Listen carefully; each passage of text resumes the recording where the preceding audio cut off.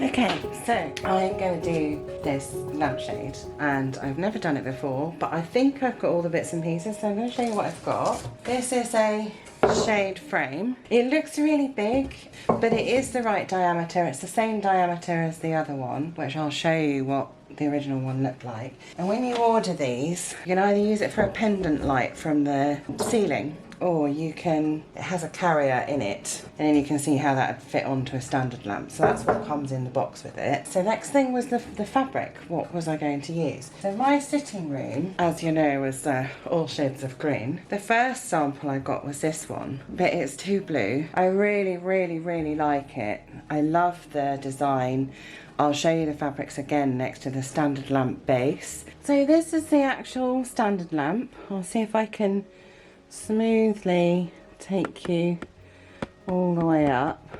You can see that there's more painting all the way down, and there's these sort of flowers and things, and that's what I was going for with the fabric. And this is probably, out of all the fabrics I did manage to find, the closest in emulating the gold painting on the standard lamp base, but it's completely the wrong colour. So that's the first one. I've left the light on so you can see how it reacts to the fabric, or the fabric reacts to the light from behind. And you can see with that one, even though I still really love the colour, you can barely see light through that anyway, so I think that would be too dark. When you're doing something like this, the cost to these fabrics is so much. Usually they will say, we provide samples. It is so worth spending a couple of pounds or a couple of dollars on getting a sample.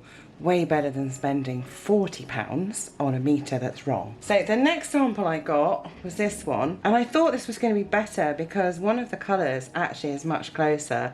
I don't know if you can see that colour if I put that sort of strandy bit there, but it's shot with royal blue and that, so again it's very bluey. Again, I really liked this. This was the shot one that was woven with two different colours, so that looks really dark too. This is the last sample I got, and this is the one we're going with. Isn't it gorgeous? So that's the sample. And then I've ordered just a metre, and we're all going to be covered in gold sparkles now, because it should.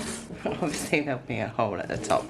So this is the fabric that we're going with. You can see in real life, you get even more light through it than what you can see on camera. And remember, this is a mass-produced shade, so it's got inner lining, it's got the outer lining, and then I've put this on here. So when I do it, it's literally just going to have this. It should look really nice, with, especially at night, with the light shining through it, and you'll just get all these beautiful flowers, which do kind of echo what's going on the standard lamp base. So, wow. That's the fabric. And then I had to choose some fringing. It's got to have fringing. I know this seems like an odd choice, but trust me, it's going to work, because my sitting room has both the lighter green and the darker green, so that's the fringing there. And I like this sort of dull champagne colour because it goes with this sort of old gold on here, so I think they actually will go really well. And then because this is being done in a more traditional way, I've got to do each one of these panels separately to get the shapes, to get it taut enough. So I ordered some bits and pieces.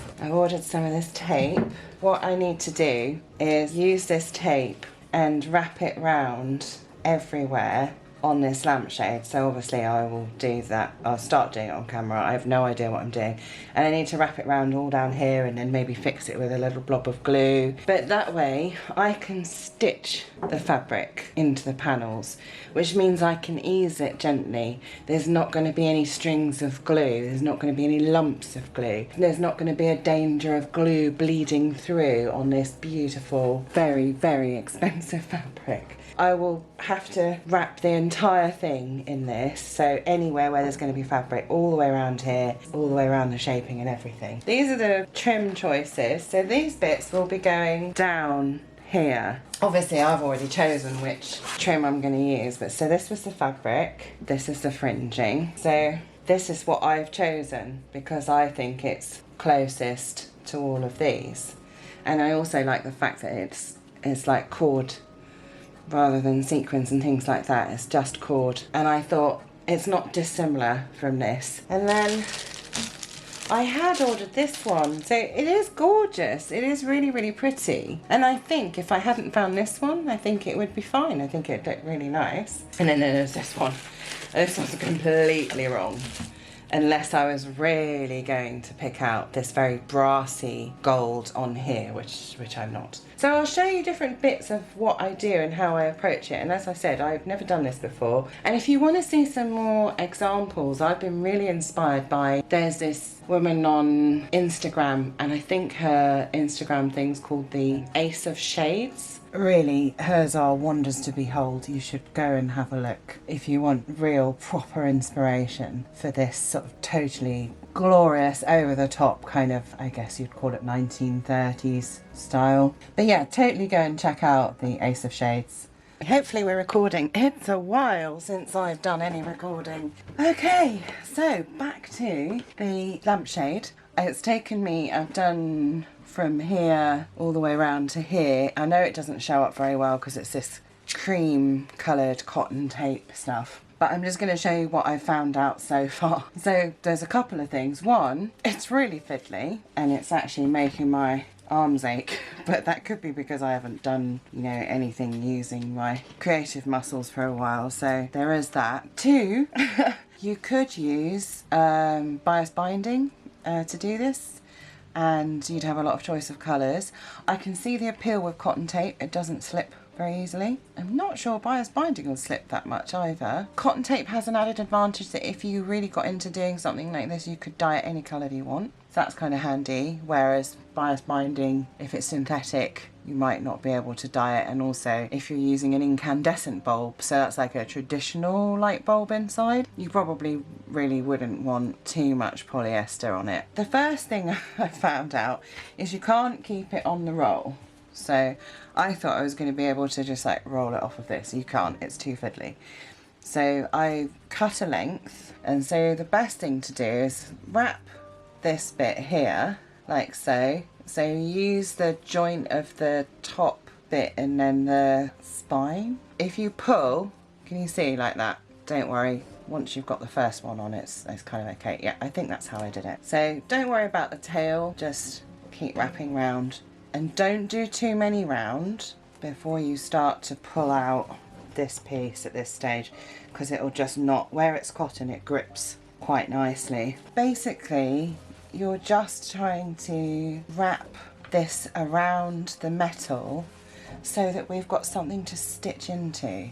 So we're not going to see this again. It will have fabric over the top, and then all of the raw edges will be covered with one of those lovely trims that I showed you. So you can kind of leave this part way through, you know, it doesn't come uncoiled.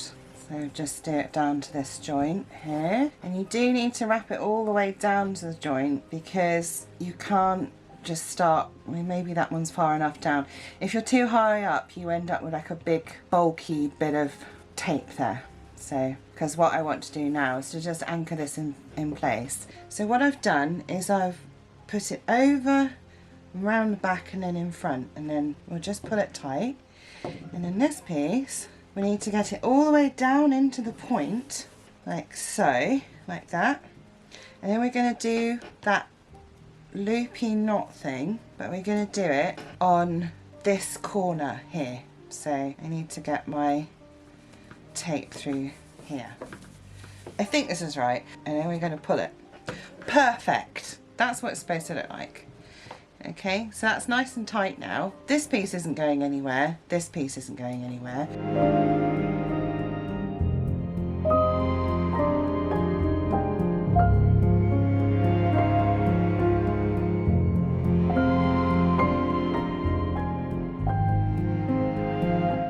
I just put something black over here to show up this frame. I wish I thought of this sooner, but we are where we are. So I just wanted to talk about this top bit. So I think probably the neatest thing to do would be to do this top bit all in one go, then go down here, down this bit, and finish there. I will say I'm absolutely stunned by how much tape I've used already. Probably 25 meters or 50 meters, but anyway, So just to give you an idea, we'll see, you know, how big that is when I finished.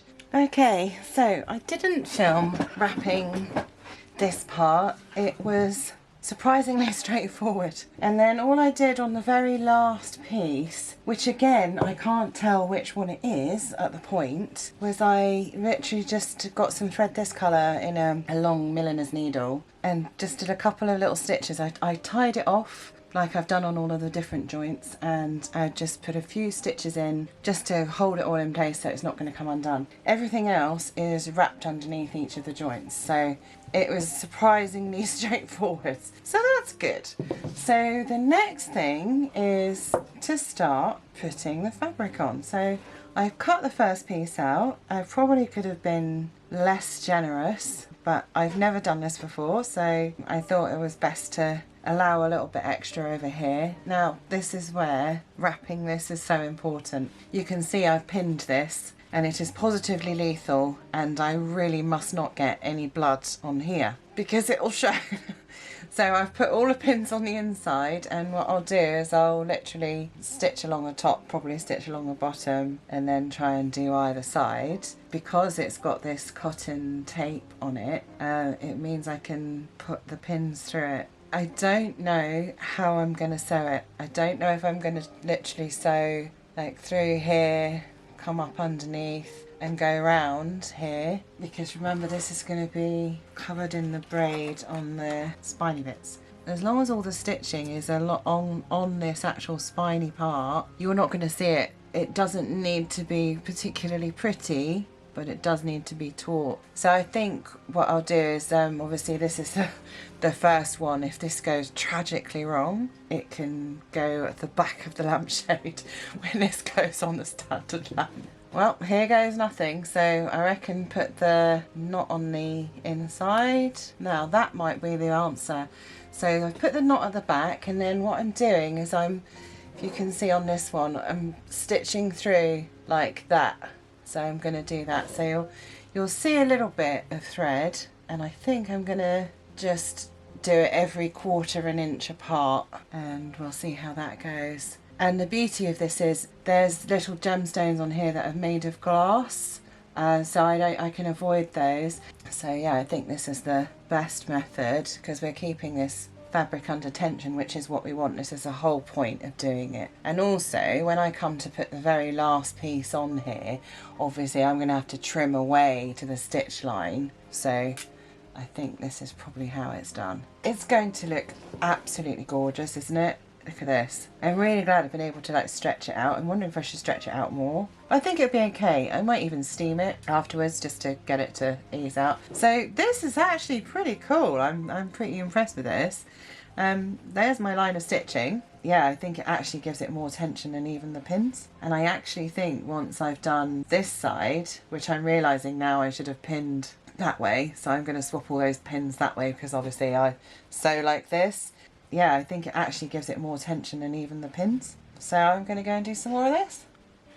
Right, it is some weeks later than I meant it to be. So I just wanted to have a quick chat about this. I've got half of it done. Isn't it cool? Looks really, really good. I'm very happy. I just thought I'd point out a couple of things that you might want to bear in mind should you decide to have a go. So one of the things is this fabric probably does have a fairly regular pattern. There's certainly like a bit that comes around and does all this sort of thing, and then there's this other bit that does that. What I didn't even think about was how would that look on here if I just randomly cut bits out. I had a really happy accident. This is the first piece I did, and I happened to put this piece down here with this flower just dangling down and this curvy bit, and I thought, oh, that looks really nice. So on the next bit, because I don't want to waste any fabric, because this was like, I don't know, nearly £40 a metre, I'm not wasting any. So obviously this is a trapezium, nearly. So if you alternate the cutting out, you alternate this flower. So the first piece it's here, and the second bit it goes up like that. And so I thought, well, that's actually a really good idea. I like that. So I'm just about to cut one this way round, and I thought I would attempt to show you. So I'm using the lampshade as a template, and I'm all the way across the width of the fabric now. So we need to give like a sort of a pretend seam allowance. This is a blue chalk pencil. I did think of making like a paper template, and I just thought that would be annoying. Where the embroidery is so heavy, I thought, oh, that's not going to work. So I'm probably going to go and mark out the last 4 while I can get access to both sides. I'm just going to cut this out. So my cutting out method is avoid glass beads with scissors. So that's sort of roughly what it looks like. So I'm going to go and cut out the last 4, and this will be my saved bit should anything go wrong. I don't know if you can see this mark here. I just wanted to say one more thing about this, and that is just because I've just done it.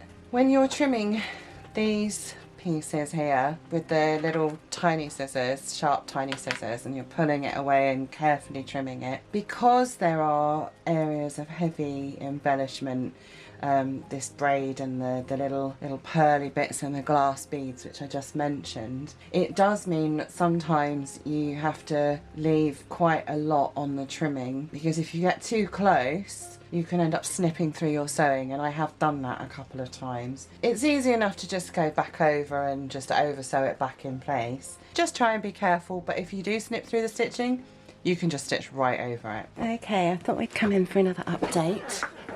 I've been plugging away at it. We are very nearly at what I consider the super fun part. This is the second to last bit to go on here, so this is what it's looking like. Isn't it amazing? The main problem is that where you wrap this bit here so you can stitch into it, it moves around slightly. You know, you can't avoid that. It's going onto powder coated metal, you know, and then it's like smooth. So it is really difficult. I think probably if I ever did this again, which, you know, I said this might be my new hobby, it isn't.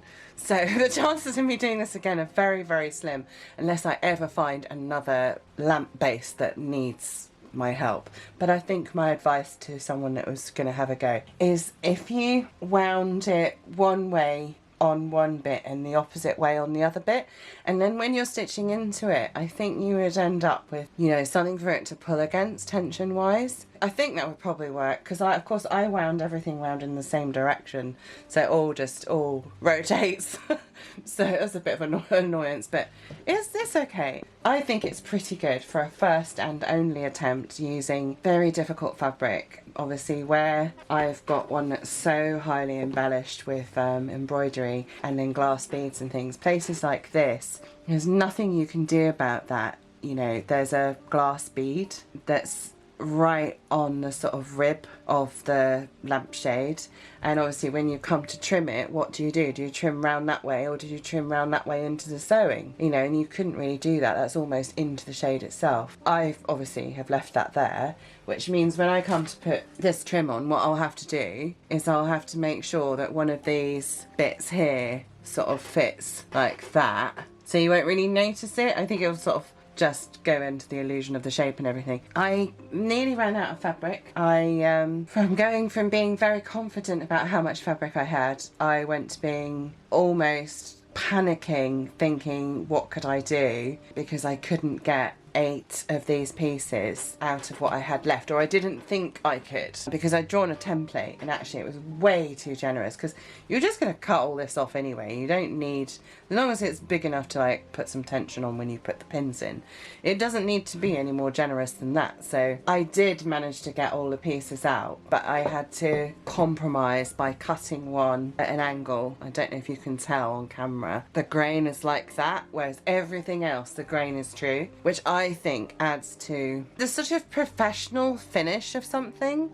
Is little things like that that are all the difference between something just reading as perfect or as near as perfect as you can get, or as like, oh well, you know, it was cheap because it's cut out different directions. That's often a thing that you'll find with clothing, particularly like mass-produced clothing. But it doesn't matter, because what I've done on this piece is I've put this at the back. So I just wanted to just talk a little bit quickly about how I've done these bits. What I found was the best thing was to put it on here to get it up a little bit, pin from this end to this end to stretch it under tension, and then pin down the side and pin the top, and then don't bother with this bit. There is a pin in the corner here and a pin in the corner here, and what I'll do is off camera is I'll stitch along here and then down this corner here, and then I'll turn the whole thing over. Then I'd carry on here, stitching across here, and then pulling this. I might pin it to give me a bit of a guide.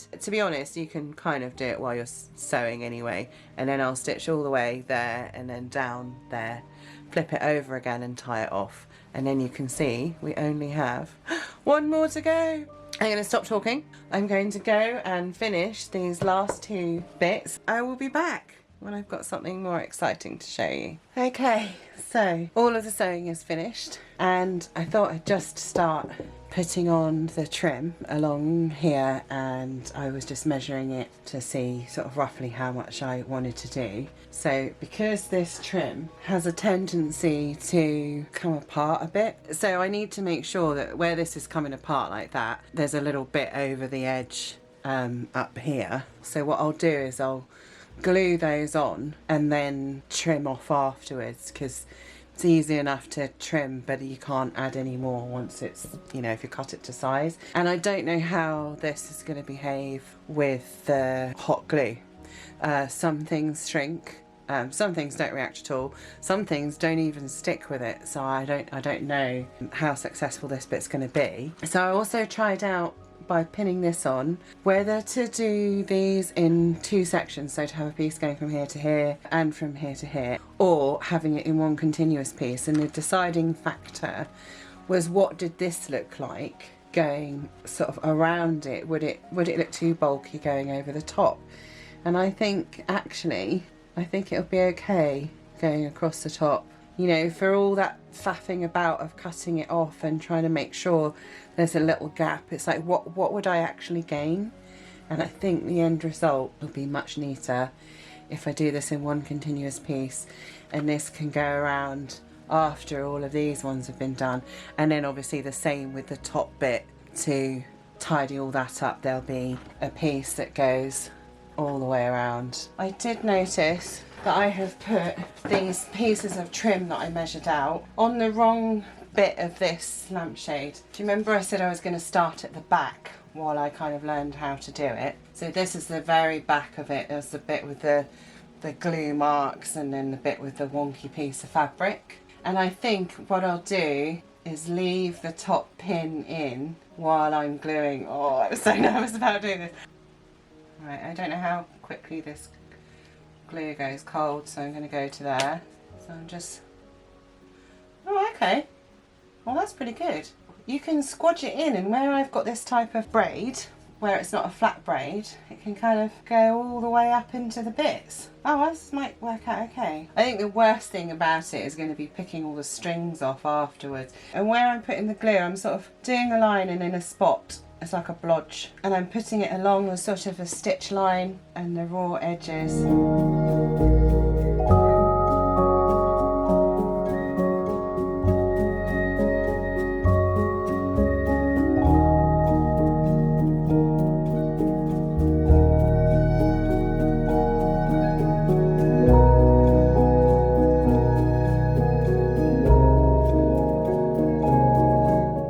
So here it is on the standard lamp. I'm so sorry that I didn't show you more of the actual process of putting like all of this on. Hopefully there is some of that footage. It's basically trying not to burn yourself with a glue gun and working out where you want all your ends hidden. So let's have a look at the finished product.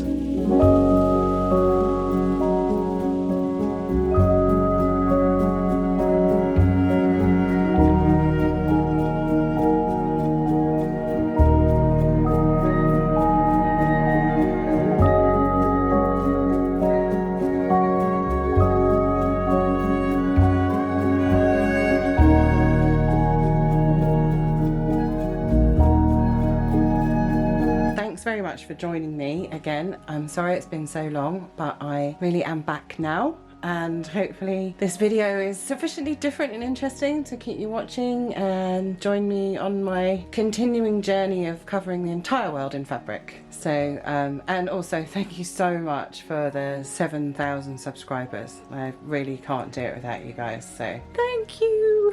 Bye.